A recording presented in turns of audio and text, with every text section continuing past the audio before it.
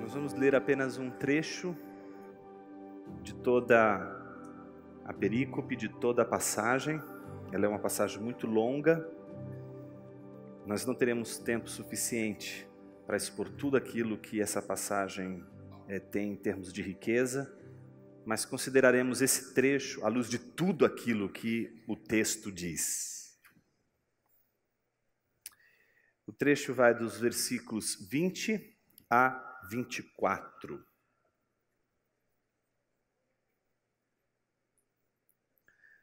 Diz assim a palavra de Deus: Nossos pais adoravam neste monte, mas vocês dizem que em Jerusalém é o lugar onde se deve adorar. Jesus respondeu: Mulher, acredite no que digo. Vem a hora em que nem neste monte, nem em Jerusalém, vocês adorarão o Pai. Vocês adoram o que não conhecem. Nós adoramos o que conhecemos, porque a salvação vem dos judeus. Mas vem a hora, e já chegou, em que os verdadeiros adoradores adorarão o Pai em espírito e em verdade.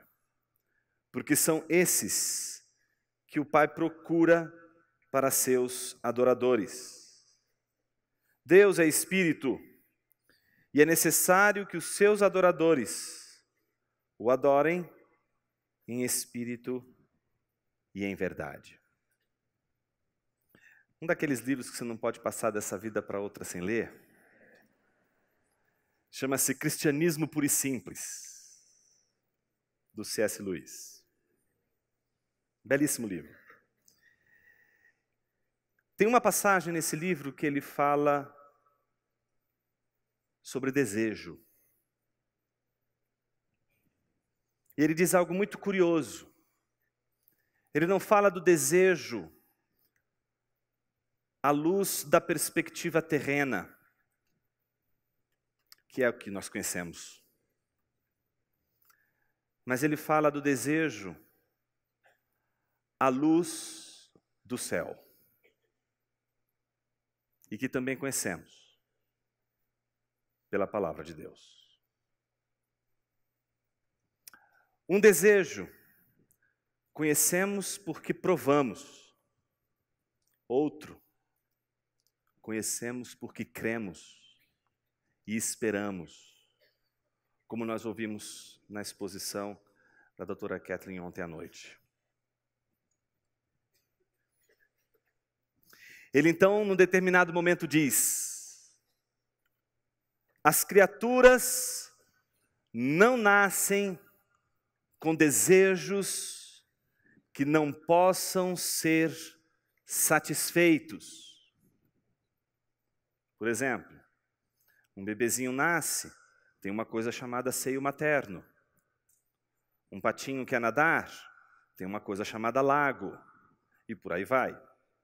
Todas as coisas, ou todas as criaturas, nascem com desejos e, portanto, existem os seus correlatos.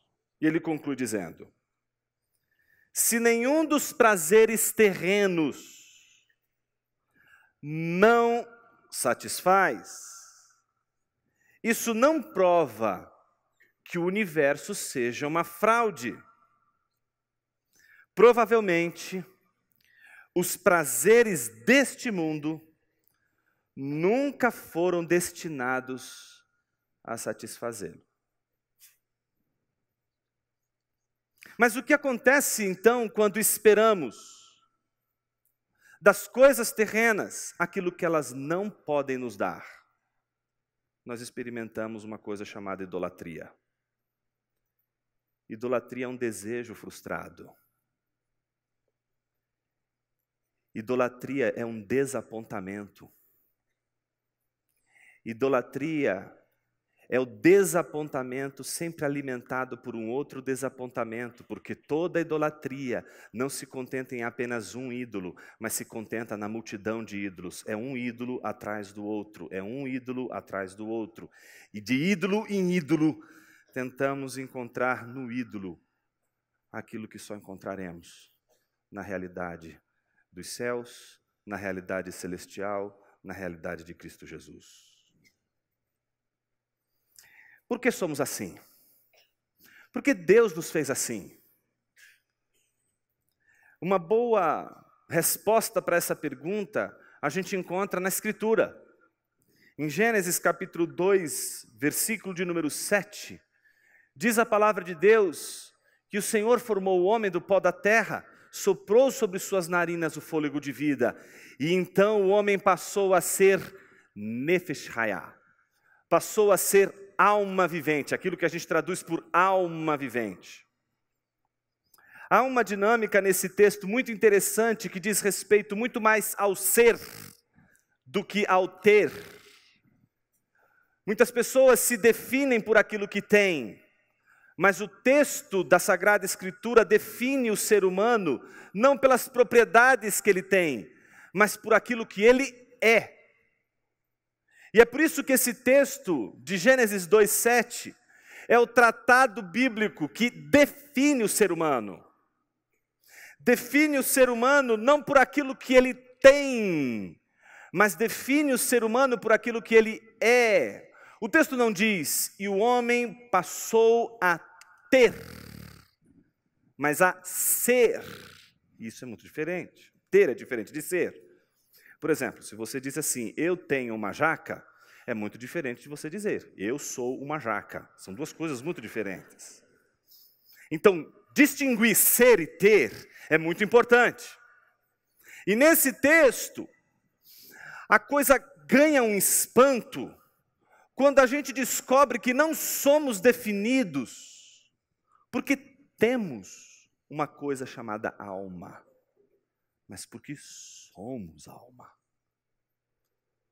E aí, se você é um grego que pensa o mundo sempre em categorias espirituais e materiais, mundos dualistas, sempre separados, mundos em que as coisas espirituais não infundem sobre as coisas materiais, e que essas duas coisas estão divididas, de um lado uma coisa, de um lado outra, e elas não se combinam, não se integram, então realmente você terá muita dificuldade de entender o que é o ser humano.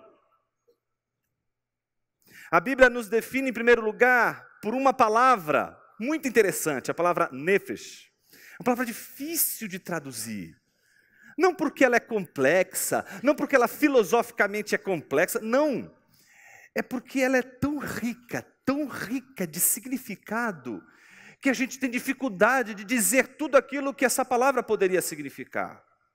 Mas só para você ter uma ideia do quanto essa palavra, ela pode nos sugerir uma série de implicações do próprio texto. Imagine que essa é uma palavra usada especialmente para designar um órgão do corpo chamado garganta. Isso aqui, ó. Garganta. Muitas vezes a gente acha que a linguagem, ela se dá só por abstrações. E a gente é assim. A gente quer discutir sempre conceitos. E foi isso que os gregos nos disseram. Os gregos nos disseram que nós somos bípedes implumes, ave sem pena, uma galinha despenada. Outros gregos disseram para a gente, somos animais racionais, seres que têm alma, mas uma alma racional. Isso é abstração. A Bíblia diz que a gente é garganta. Olha como é mais fácil. Não, mas Jonas, mas garganta, como assim vai ser mais fácil?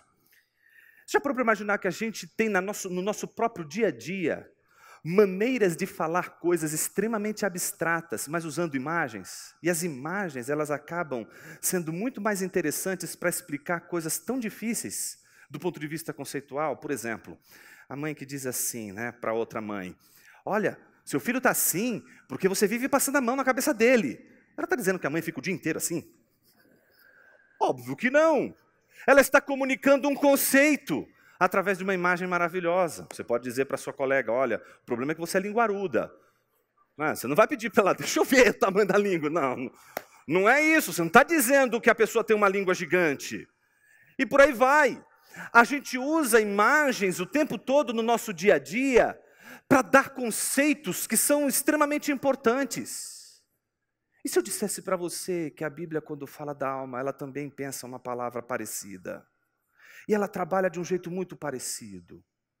Por exemplo, alguns aqui, eu acredito, principalmente os mais necessitados, famintos e sedentos, a essa altura do campeonato já devem estar sentindo alguns efeitos colaterais de um bom tempo, de uma boa manhã presente aqui, e aquele horário que parece sempre um convite para a gente parar tudo o que a gente está fazendo para comer e beber. Então alguém aqui pode estar no meio dessa sessão, um olhando para a outra e dizendo assim, não passa a hora. E assim, põe a mão bem aqui, para ninguém ouvir. Duas coisas podem significar, ou a pessoa ela está passando mal pelo que ela comeu, ou ela está passando mal por aquilo que ela quer comer. Mas em geral colocamos a mão aqui para dizer, estamos com fome. E se eu dissesse para você que o povo de Deus, quando estava com fome, fazia isso? Ai, que fome! Ai, como eu estou com sede! Se eu dissesse para você que garganta é também um símbolo de fome, é também sentido de necessidade. Aí a coisa ganha tanta riqueza. Sabe por quê? A palavra de Deus não estaria dizendo assim, e Deus soprou sobre os homens, ruach, soprou fôlego de vida. Então passou ele a ser fome. Não a ter fome, não a ter um desejo, mas ser fome. Tudo que ele é fome, tudo que ele é desejo. Ele não tem desejo, ele é desejo. Aquilo que ele tem em termos de desejo é tudo aquilo que a terra pode lhe dar, é tudo aquilo que o plano terreno pode lhe dar. Então por isso você tem desejo das coisas da terra, mas de Deus você é desejo, de Deus e das coisas dos céus você é sede. Somos fome, e só somos sede, e só somos fome dos céus e de Deus. Não somos fome da terra, não somos fome das coisas da terra, não somos fome deste mundo. Temos fome deste mundo, temos fome das coisas dessa terra, mas só somos fome de Deus, só somos fome de Deus, só somos sede de Deus. Por isso a definição que a Bíblia nos dá de homem não é uma definição filosófica. A Bíblia não está dizendo para você que você é um animal racional. A Bíblia, em primeiro lugar, está dizendo que você é um ser litúrgico. Você é um ser para adoração. Você foi criado para a glória de Deus. Você foi criado para que de alguma forma você em toda a sua plenitude só encontre plenitude nele e nele apenas. Por isso, tudo aquilo que você tenta colocar nesse ser que é você, vai ficar sambando, vai ficar sempre faltando. C.S. Lewis diz que o tamanho da sua alma é do tamanho de Deus. Seu marido não é o tamanho de Deus. Seus bens materiais não possuem o tamanho de Deus. Sua empresa não possui o tamanho de Deus. Seus filhos não possuem o tamanho de Deus. Suas mãos, seus talentos não possuem o tamanho de Deus. Só Deus é compatível ao tamanho da fome que você é. Porque Ele fez a fome que você é. Então existem dois planos. Existe primeiro o plano da fome que nós somos e o plano da fome que nós temos. Temos sede de água. E Deus nos dá uma coisa chamada água. Mas somos sede de Deus. E Ele nos oferece Ele mesmo.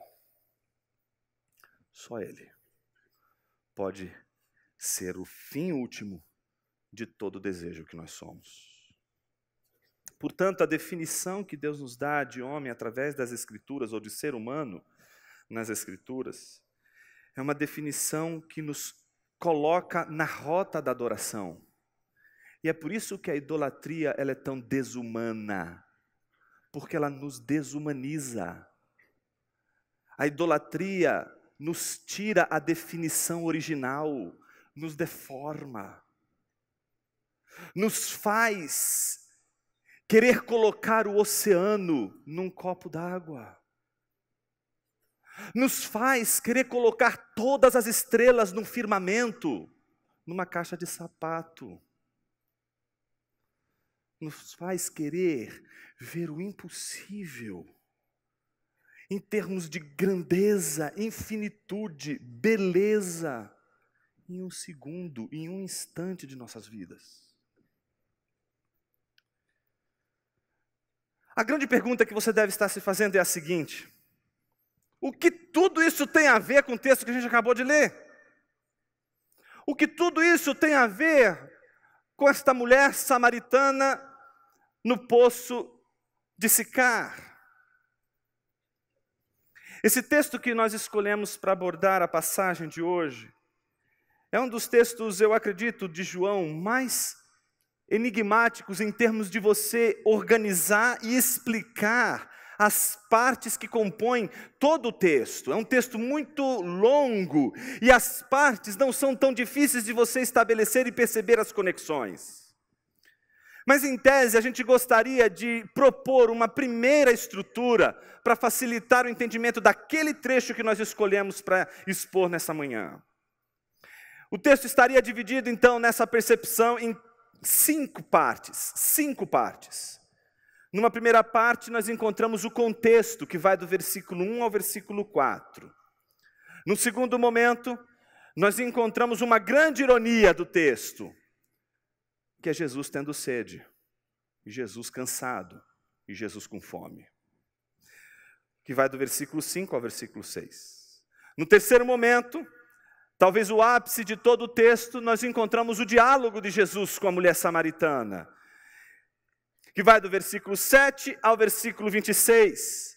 Esse diálogo, ele pode ser visto no movimento de cinco momentos importantes. 5 momentos de um diálogo que vai num crescendo, até chegar no ponto X da questão, até chegar na razão de todas as questões, até chegar no motivo central para o qual aquela conversa estava caminhando e Cristo estava orientando para que aquela conversa chegasse exatamente naquele ponto. E então, o texto termina com os versículos 27, encerrando o diálogo com a chegada dos discípulos, e com a quinta e última parte, que vai do versículo 28 ao 42, uma parte longa, mas que ali reflete o testemunho da mulher samaritana para todos os samaritanos acerca daquilo que ela ouviu de Jesus e experimentou do testemunho de Jesus. Então esse é o texto todo, esse é o panorama do texto todo. O que nos interessa é a terceira parte, é uma parte dessa terceira parte, que é o diálogo de Jesus com a mulher samaritana. Para a gente chegar nesse diálogo, eu queria chamar a sua atenção para os movimentos desse texto. Primeiro, do versículo 1 ao versículo 4, a Bíblia diz que Jesus estava em direção à Galileia. E de repente, num dado momento, João informa os seus leitores de que era necessário para Jesus passar pela região da Samaria, sendo que não era comum os judeus passarem pela Samaria, que era logicamente o melhor caminho, porque cortava o caminho em direção à Galileia, mas em geral porque Samaria representava um lugar impuro, os judeus davam a volta para não passar por Samaria. No entanto, João faz questão de dizer que era necessário Jesus passar por Samaria, ou seja, havia algo em Samaria que precisaria ser feito, e Jesus queria passar por lá de qualquer jeito. Inclusive quebrando aquilo que seria o costume, o corriqueiro, dar a volta, mas nunca um judeu atravessar Samaria. A segunda informação nesse contexto importante é a de que quando Jesus chega à cidade de Samaria, e aí nós encontramos uma imagem muito interessante, que é uma imagem bastante, eu diria assim, irônica de João, do texto. O versículo 5. que mostra Jesus chegando na cidade. É uma cidade chamada Sicar, fica perto das terras que Jacó tinha dado a seu filho José. Portanto, o imaginário que envolve aquela terra é impressionante, reflete, portanto, os patriarcas, reflete, portanto, a maneira como Deus constituiu o seu povo, reflete, portanto, aquele momento da história da salvação em que o povo de Deus está sendo constituído por intermédio da aliança de Deus com o seu povo. Mas acontece algo extraordinário. O versículo de número 6, ele diz que ali ficava o poço de Jacó, e mostra que Jesus estava cansado da viagem. Ele sentou-se então junto ao poço, e era por volta do meio-dia. Nós sabemos pelos versículos posteriores, que os discípulos de Jesus tinham ido até a cidade para comprar alimento. Então todos os objetos de viagem que aqueles peregrinos carregavam consigo, tinham sido levados por eles para que eles pudessem trazer o mantimento, enquanto Jesus estava ali, diante daquele poço, esperando os seus discípulos chegarem. Mas a Bíblia fez questão de nos mostrar que Jesus estava cansado, o Senhor do universo, aquele que é o mediador de toda a criação, estava cansado. E por isso estava descansando. Era o Shabat de Jesus. Era o seu descanso. Ele estava descansando. Só que a situação é tão irônica. Ele está diante de um poço, cansado, sem nada nas mãos. A hora não é boa, porque é meio-dia, é a hora mais quente, é a hora que, em geral, os peregrinos param mesmo para descansar, mas não é uma hora adequada para você ficar com sede, para você ficar com fome, porque geralmente é esse horário que a Nefesh grita, não é? Por comida, por bebida.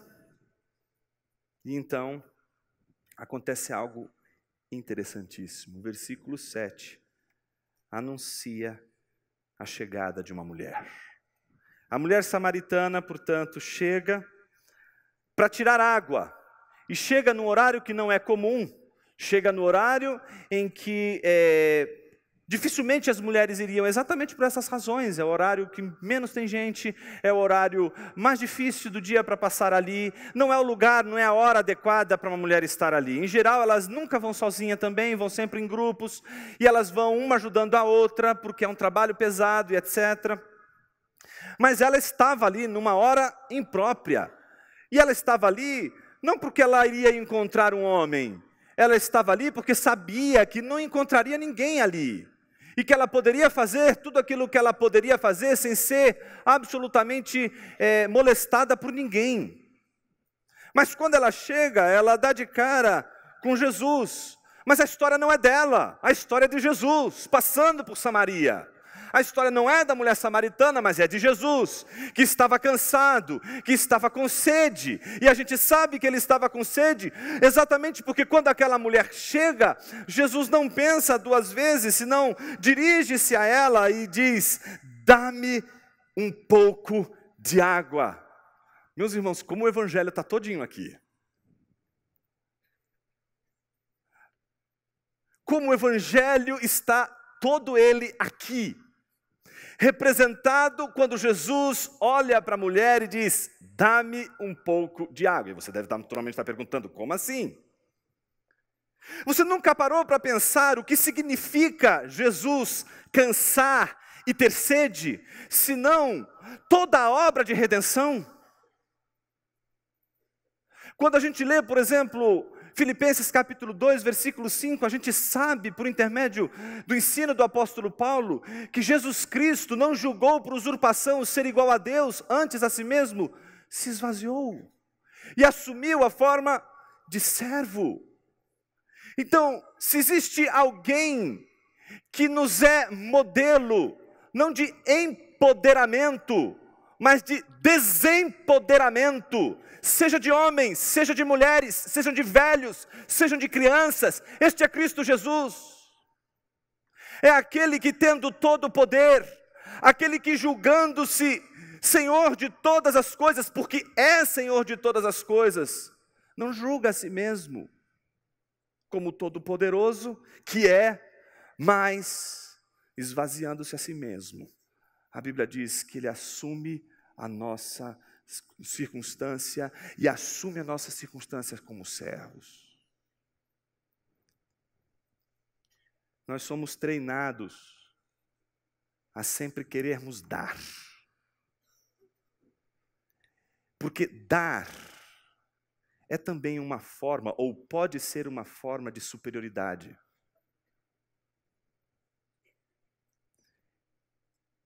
Uma das mais, eu diria assim, intrigas terríveis que pode existir entre pessoas é exatamente quando o dar não é realmente um dar, é um dominar.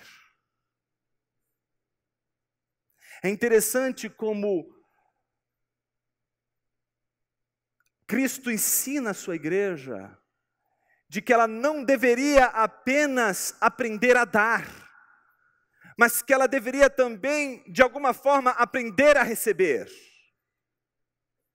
E não tem nada mais claro do que o exemplo que o próprio Cristo dá, não só quando Ele pede àquela mulher, dá-me de beber essa água, mas quando Ele ensina aos seus discípulos de que eles não deveriam lavar seus próprios pés, mas de que eles deveriam lavar os pés uns dos outros, de que eles, podendo lavar seus próprios pés, deveriam deixar que os seus irmãos lavassem os seus próprios pés, que não há vergonha nenhuma em ter seus pés lavados, que não há vergonha nenhuma em ser servido, que não há vergonha nenhuma em receber o que vem de graça, o que vem de dádiva, o que é presente, o que é obra de Deus.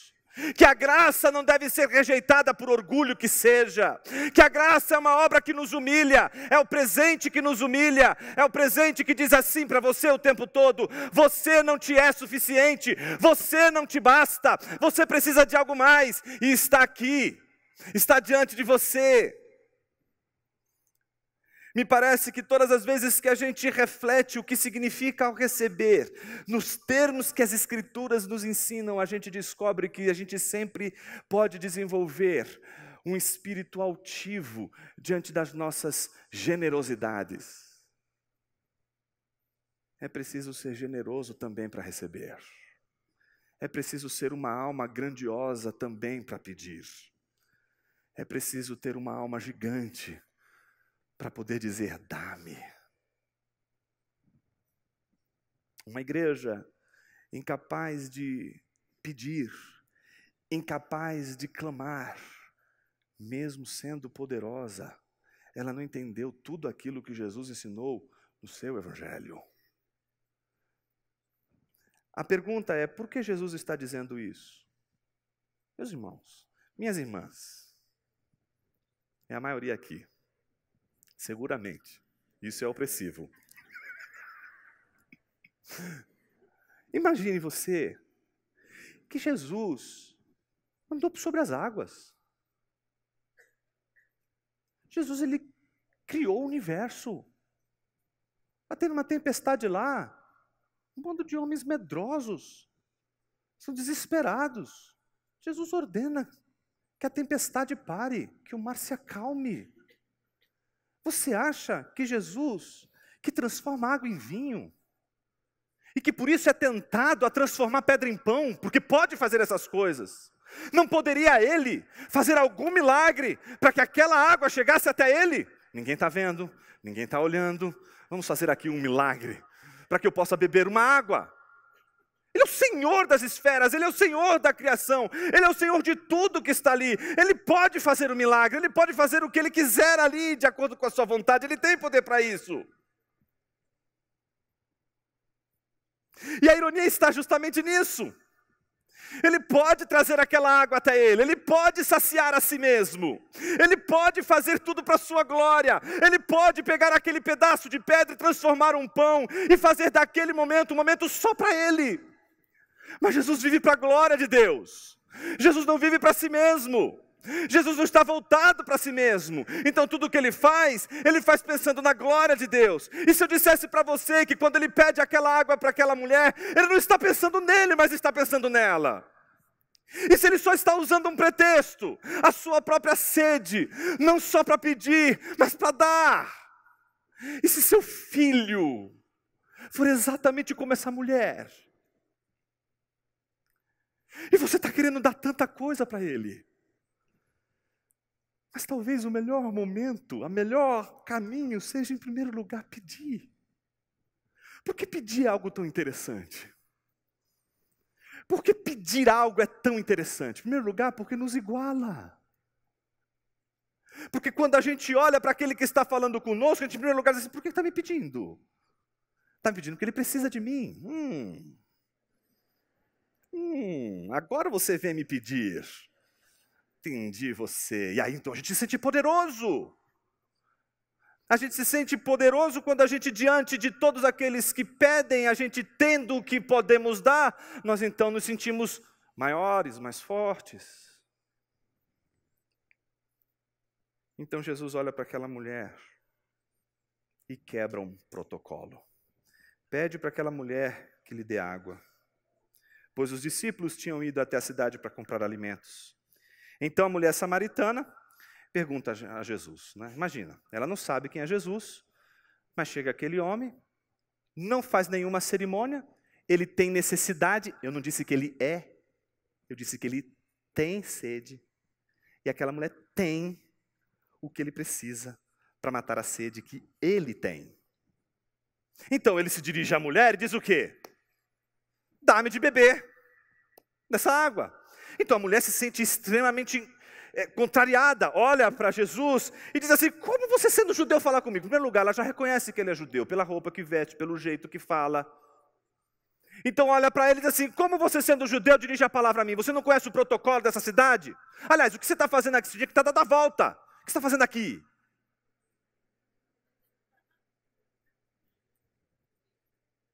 O curioso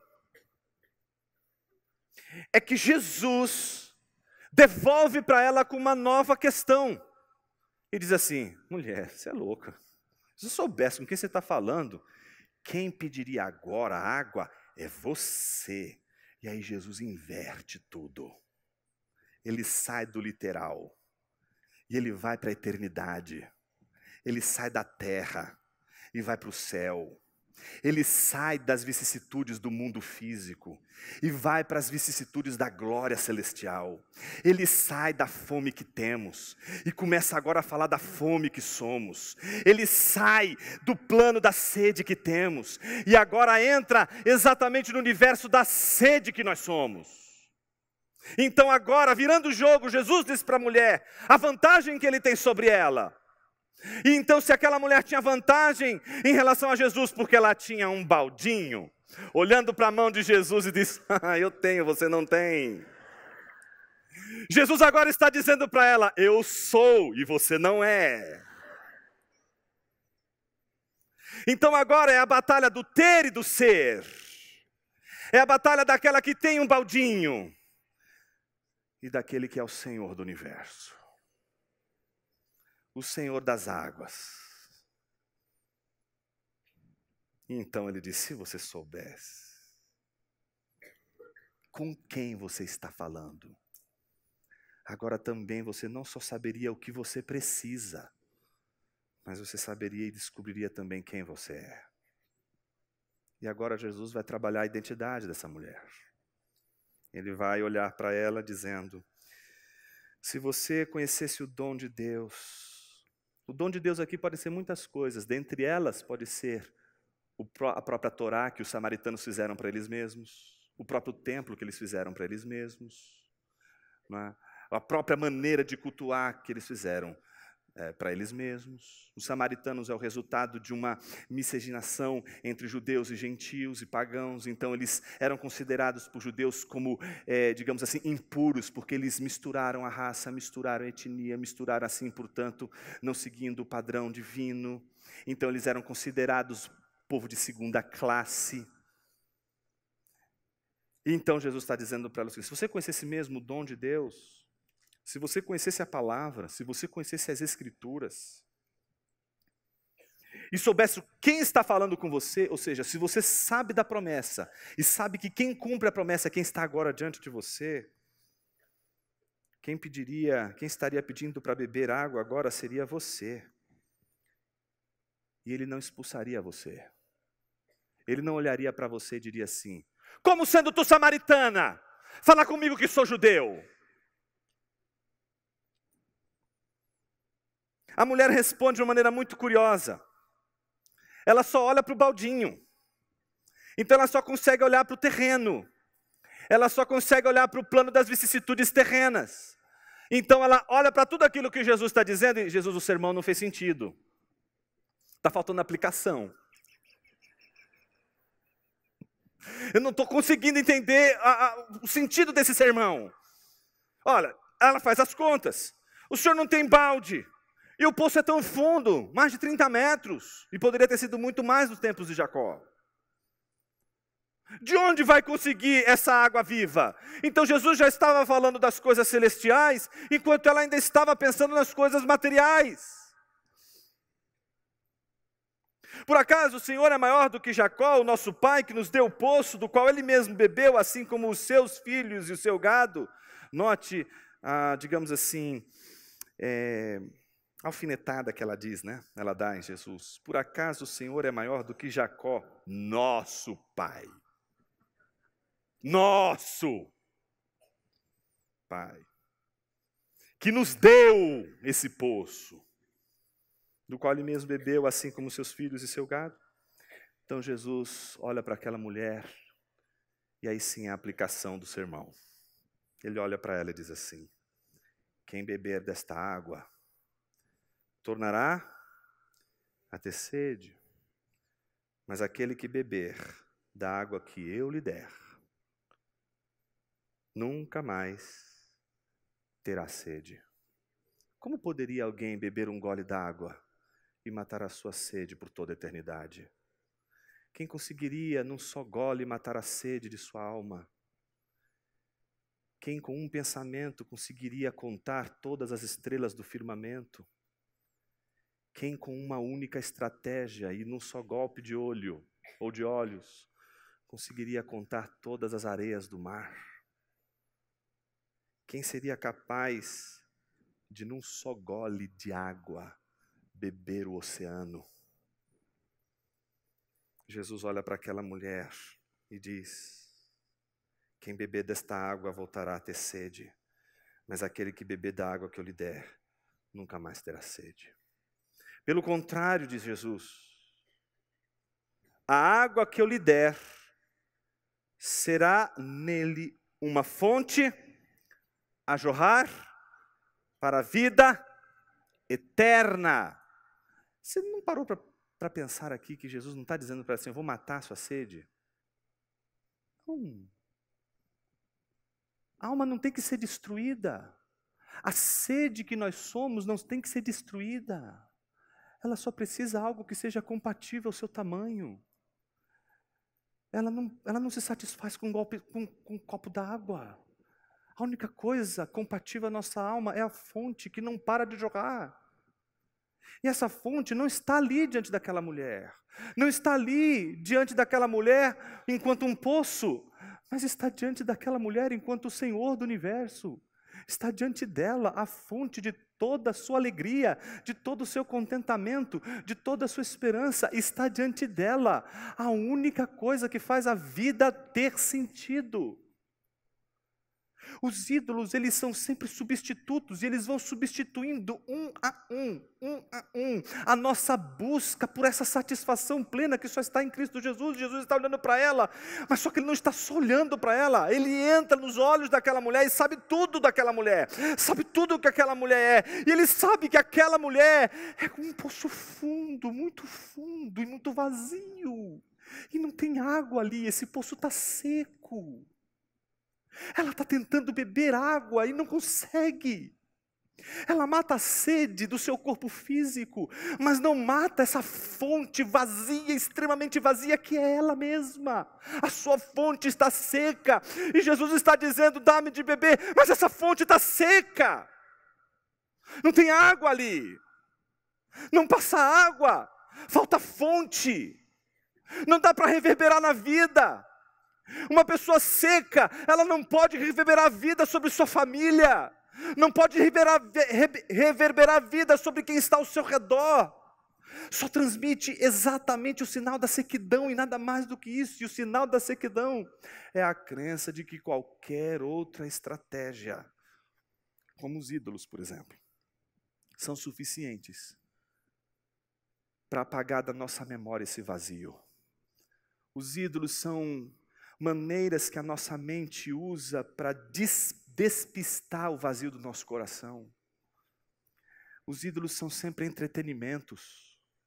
Os ídolos, eles sempre duram instantes. Eles têm pés de barro, eles caem. Eles não têm a característica da eternidade, da durabilidade. Não têm a característica da estabilidade. Eles são voláteis, eles são passageiros, eles são inconstantes. E aquela mulher já não aguenta mais essa modernidade líquida. Essa modernidade que diz que todos os relacionamentos têm que ser ligeiros. Vidas ligeiras. Experiências passageiras. Tudo tem que mudar. Tem que ter novidade toda hora. Tem que acontecer sempre algo novo. Algo novo, algo novo, algo novo, algo novo. Nada consegue estabilizar. Nada consegue trazer paz. Nada consegue ser duradouro.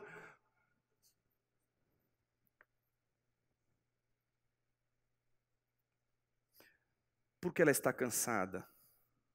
A gente só sabe porque o diálogo agora, que passa da necessidade de Jesus, um Jesus que diz, dá-me de beber, porque ele está com sede, demonstrando ali a sua fragilidade enquanto homem, revelando ali 100% da sua humanidade.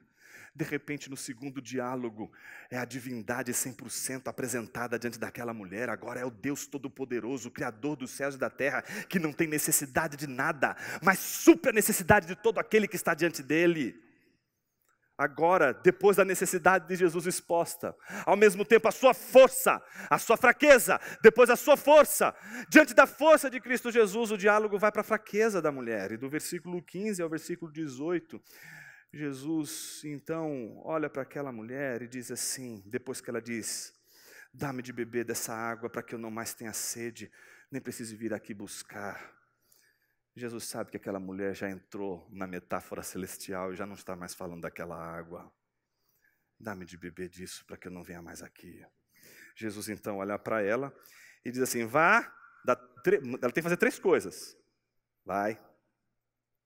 Chama seu marido, já seria uma dificuldade terrível fazer isso. Jesus, ela já ia sofrer só para fazer isso. Chama o seu marido e volta aqui. Não é isso? Jesus diz o que para ela? A mulher diz o que para ele? Não tenho marido. Ela não está mentindo. Ela está nesse universo líquido. Relacionamentos muito rápidos. Ela já está no 5º. Mas esse não é dela. Então, quando ela diz, não tenho marido, em rigor ela não estava mentindo, mas estava. Porque Jesus olha para ela e desfaz o engano do ídolo, quer dizer, o engano dos 5 maridos. O ídolo é uma mentira que você conta para você mesmo. E o pior de tudo, você acredita nela. Já pensou como a gente é capaz de acreditar nas mentiras que a gente conta para a gente mesmo? Imagina, isso é a coisa mais incrível do mundo. O ser humano é muito criativo. E ele é capaz de contar uma mentira para ele mesmo. Coisa simples do dia a dia. Você sabe que você é uma atrasada quanto mais. E você sabe que todas as vezes você precisa acordar a tal hora, você não consegue. Sempre passa meia hora. E esses 30 minutos está contando muito na sua vida. Então você diz assim, a partir de agora eu vou mudar isso. Vou adiantar meu relógio. Você está contando a mentira para você mesmo e está dizendo, agora eu vou conseguir cumprir meu horário. Então você adianta. O nome disso é auto-engano. A capacidade de você olhar 3 vezes para o espelho e dizer assim, eu vou me enganar e vou conseguir.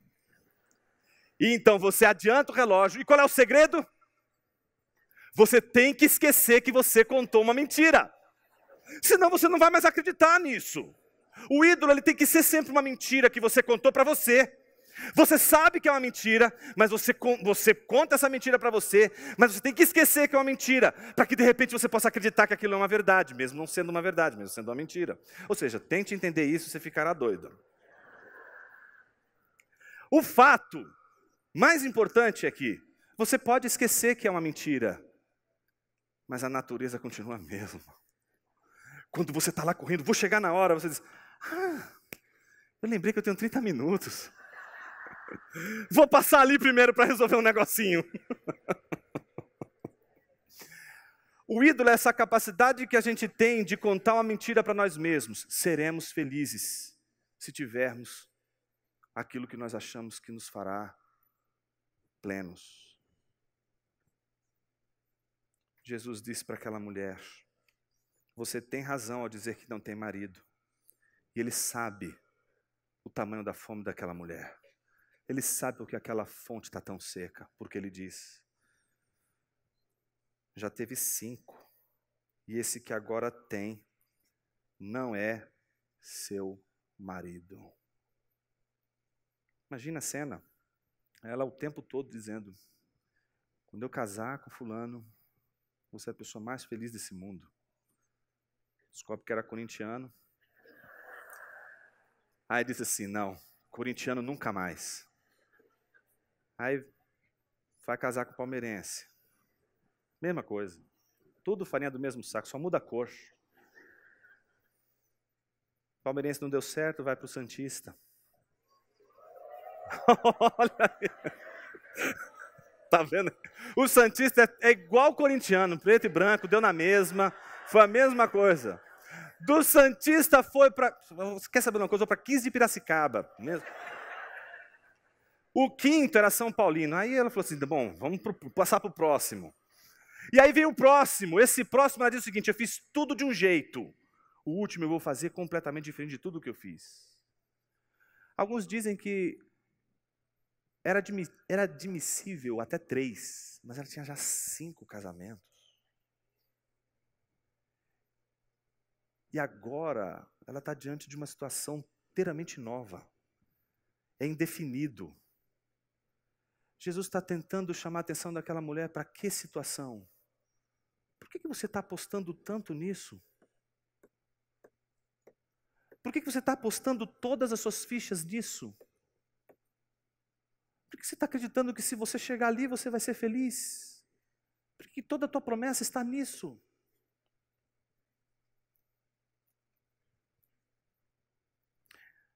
Quando Jesus disse para aquela mulher o que ela está realmente enfrentando e mostra para ela o sistema de idolatria que dominava seu coração, ela reconhece que Jesus era um profeta. Mas ainda não reconheceu aquilo que ela precisava reconhecer. Ela reconheceu que estava diante de um ser grandioso, mas ela ainda não tinha descoberto que ela estava diante daquele único que resolveria todas as suas buscas, mas não resolveria do jeito que ela queria, da maneira que ela queria, como ela acreditava que seria satisfeita e feliz. Todo mundo imagina a melhor maneira de ser feliz. E por isso, a gente acredita que só existe essa maneira de ser feliz. E se eu dissesse para você que Deus não obedece a esses padrões, de que Ele faz a gente ser feliz no deserto, de que Ele faz a gente ser feliz na tristeza, de que a fome, a pobreza, as dificuldades, como a gente ouviu hoje no devocional de hoje, elas não são maiores do que o nosso Deus, de que nos sustenta e de que nos faz perceber que podemos ser felizes, bem-aventurados, mesmo quando somos injustiçados, mesmo quando estamos em situações as mais difíceis, mesmo quando estamos sob perseguição, mesmo quando estamos nas situações mais vacilantes da fé. Jesus olha para aquela mulher, mas aquela mulher não olha para Jesus como Deus, ela ainda vê Ele como alguém extraordinário. Se você sair dessa conferência sem olhar para Jesus como Deus, talvez tua identidade ainda esteja perdida. E talvez você ainda saia daqui com as sacolinhas dos ídolos. Mas talvez a experiência mais poderosa que a gente poderia ter hoje aqui é aquela que nenhum filho de Deus poderia deixar de lado. A consciência de que estamos diante de Cristo Jesus, o Filho de Deus. E o que acontece quando estamos diante de Cristo? Exatamente o que acontece aqui. Uma coisa muito esquisita, e com isso eu encerro a nossa reflexão de hoje. O que você disse é verdade.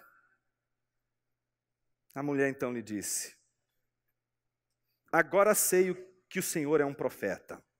Ela ainda não sabia tudo o que precisava saber, mas já sabia que Jesus era algo diferente. E aí vem o texto que nós lemos no início.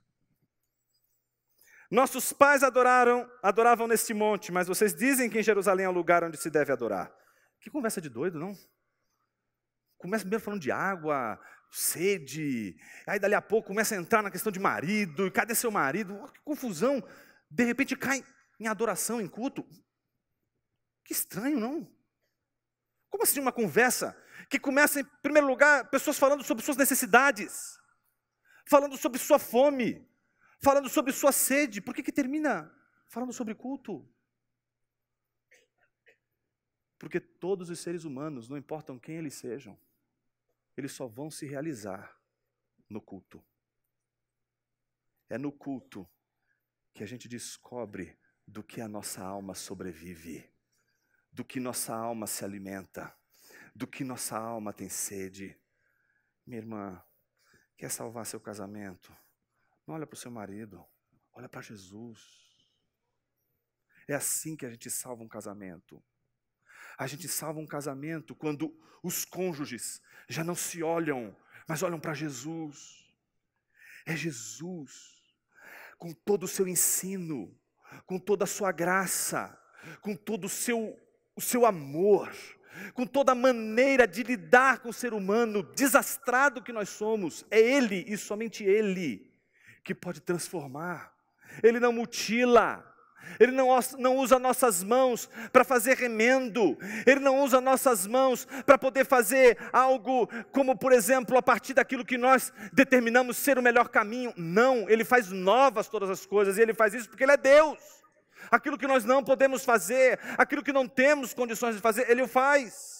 Então quando Ele olha para aquela mulher, e aquela mulher diz para aquela mulher tudo aquilo que ela está vivendo, e mostra para ela diante dela as suas necessidades, e que ela está canalizando tudo aquilo que Ele é, tudo aquilo que ela é, para aquilo que não é Deus. Então ela percebe que ela precisa procurar novamente a Deus, ela precisa recuperar um caminho que ela perdeu, ela precisa recuperar, precisa voltar. E aí ela se preocupa, mas olha só, como eu vou poder adorar se tem esse templo que está destruído? E se naquele outro templo, os judeus não deixam a gente entrar? Jesus diz para aquela mulher, não tem desculpa. Ele olha para aquela mulher e diz assim, acredite no que digo, vem a hora em que nem neste monte, nem em Jerusalém, vocês adorarão o Pai. Note que Jesus não diz assim, nem neste monte, nem naquele, vocês adorarão meu Pai. Não, é diferente. Adorarão o Pai. Vocês adoram o que não conhecem. Nós, está se referindo aos judeus, adoramos o que conhecemos, porque a salvação vem dos judeus. Mas vem a hora, e já chegou, em que os verdadeiros adoradores adorarão o Pai em espírito e em verdade, porque são esses que o Pai procura para seus adoradores. Deus é espírito. E é necessário que os seus adoradores o adorem em espírito e em verdade. Então a mulher respondeu, eu sei que virá o Messias. Ela conhecia o dom de Deus. Ela sabia que o Messias viria. E ela esperava a vinda do Messias. E num dos momentos mais extraordinários das narrativas evangélicas sobre Jesus, Jesus diz o que ele não tinha o costume de dizer. Ele diz, eu sou o Messias, eu que estou falando com você. Jesus não está aqui para curar aquela mulher de uma enfermidade. Jesus não está aqui para dar para aquela mulher um novo marido, um novo casamento. Jesus está aqui para falar com ela. Por que a palavra de Jesus é tão importante? Porque a palavra de Jesus, o ensino de Jesus, é a única coisa que vai acalmar o seu coração inquieto. Os ídolos vão aumentar a perturbação da sua alma. Os ídolos vão aumentar a inquietação da sua alma. Mas só a palavra de Jesus vai alimentar a sua alma suficientemente para que você tenha a calma, toda a calma do mundo, para esperar no Senhor e na manifestação do seu poder e da sua glória.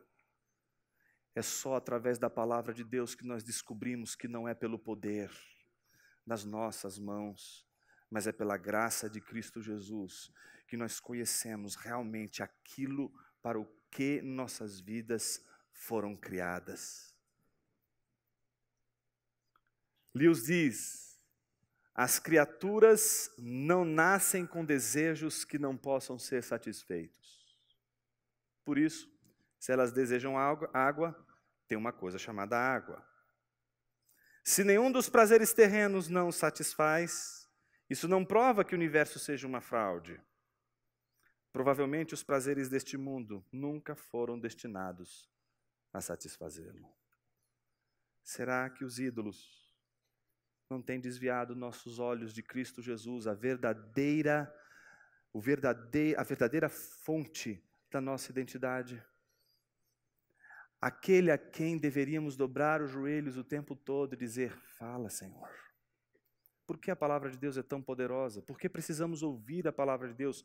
Por que precisamos nos alimentar dessa palavra? Porque é ela e somente ela que gera vida. E se você crê que Jesus, o mediador da criação, criou o mundo falando, você não pode duvidar do que a palavra de Deus tem poder para fazer. Vamos orar. Senhor Jesus, às vezes somos todos como esta mulher, uma fonte seca, sequíssima. E o Senhor sabe a razão dessa sequidão. São os ídolos que nos desviam o olhar do verdadeiro centro de toda a nossa adoração e culto. Tu és o centro de tudo, Senhor. E mesmo que a gente se dirija para qualquer coisa que não seja o Senhor, esta coisa a qual nos dirigimos jamais será o centro. E por isso nos frustraremos. Salva minha irmã, que tem enfrentado a luta com os ídolos do seu coração e encontrou hoje, na meditação do devocional dessa manhã, na primeira exposição e nessa exposição, todas as ferramentas que ela precisaria para, em primeiro lugar, dobrar os joelhos diante de Ti nessa manhã e dizer: a minha preocupação agora é o Senhor. Minha preocupação é ser sensível para a Tua palavra. Minha preocupação agora, em primeiro lugar, é ficar quietinha aqui aos Teus pés, ouvindo Tua palavra. Senhor, abençoe a minha irmã, que ela possa ouvir a Tua palavra, meditar na Tua palavra, que ela seja protegida das falsas palavras, das palavras de homens que não creem no Teu Evangelho e que oferecem ídolos por meio de um falso Evangelho. Livra, Senhor, de qualquer pregação falsa do Evangelho que produz somente ídolos, e que elas possam apenas se curvar diante do verdadeiro Deus, que é tudo aquilo, Senhor, que alimenta a nossa alma.